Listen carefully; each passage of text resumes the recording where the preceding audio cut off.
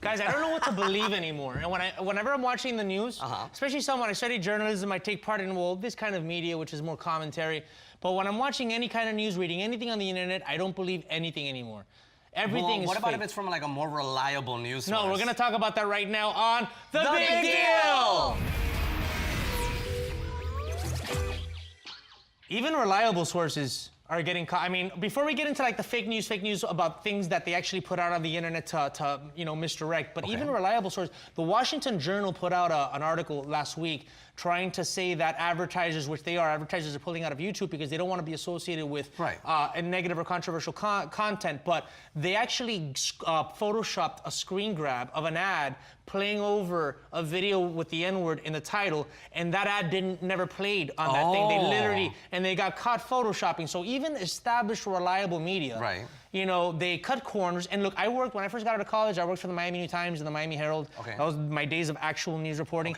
And man, sometimes I gotta be honest with you, like I see it in the media room. They'll cut corners, they'll speculate, they'll go off a source. They're going, they're playing games with, well, they said that, whether or not it happened, we don't have to verify because we're reporting about them saying it, and then it turns out to be what a hot mess. Yeah, that's crazy. There are a lot of pressures too for deadlines. You know, these journalists, they have deadlines, and they feel pressure to create a really interesting, important, good story. Clickbait? Yeah, that's what exactly. I was gonna tell you. And sometimes there just isn't a story, so they have to kind of go with what they have and cut corners, like you said, and make something that maybe isn't entirely true, but will get the right amount of clicks that they need. So my question here would be, who is behind all these fake news? Like, who's under the agenda? Mainstream media. Well, there's a lot. What's the point of giving us the wrong information? To misdirect. Of course, to misdirect and to manipulate. But who is behind it? Because but there's several types of fake news that we're talking about here.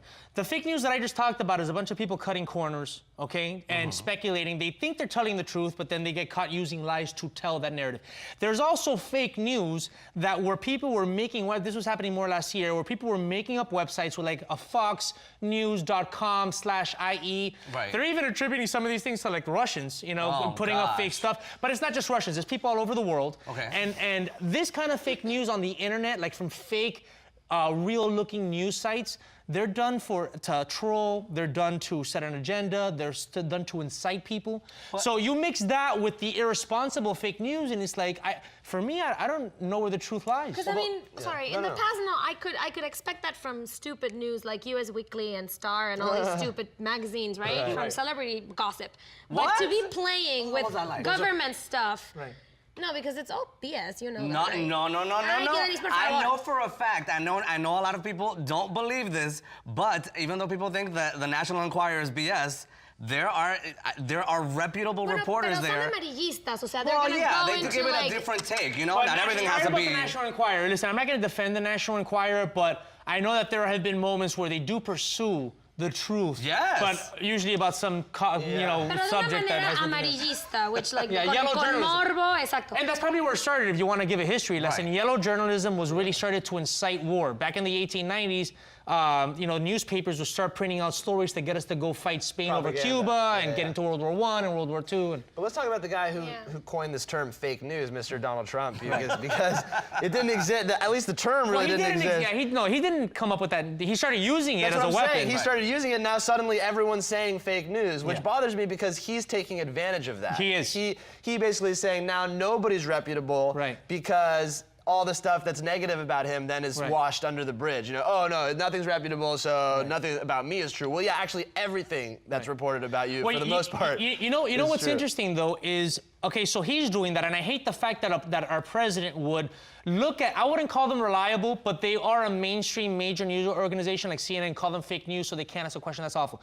But what's happening also is the mainstream media is also doing that, what Trump is doing. They're starting to call people that are on the internet, your citizen reporters fake news. A lot of them are, but there's a few of them that are actually, finding out true nuggets of information, and the mainstream media is scared of what the internet's done, chipping away at their monopolization of media, and they're starting to call a lot of people fake news who aren't necessarily fake news. I mean, bottom line, what we have to do in these times that we're living and we're going through is we have to read and, take news with a lot of criteria, pretty much like how we read a book.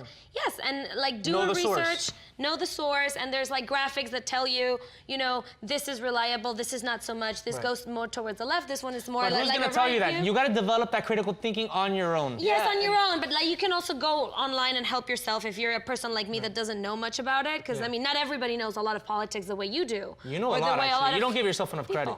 No, but like I'm saying, like we have to do this with a lot of criteria. So Bruno, check your sources. You know, being a millennial, you've been just inundated in media since you were born, literally. So how do you decipher? I have my own manners of triangulating truth. I go all over the spectrum and find my middle. How do you decipher what the truth is? Well, I just miss kind of playing Candyland, you know, because it was so great before iPads and everything. We played with board games, believe it or not. But yeah, the way that I kind of decipher my news now is, number one, I don't go through Facebook. I use my own kind of search words and terms and actually look for news on my own terms because I don't want things filtered to me that the internet is deciding is better for me or worse. Nice. And then, like you said, I check the sources, but now it's getting even harder to understand where the sources are. What is the source? The only place you know for sure is Wikipedia because they put all the sources there, you know? I know, and Wikipedia used to be the one thing that was inaccurate. Now it's the only one. Reliable. Yeah. Hey, before you go to commercial, there's no fake news on the zoo unless we wanted it to be.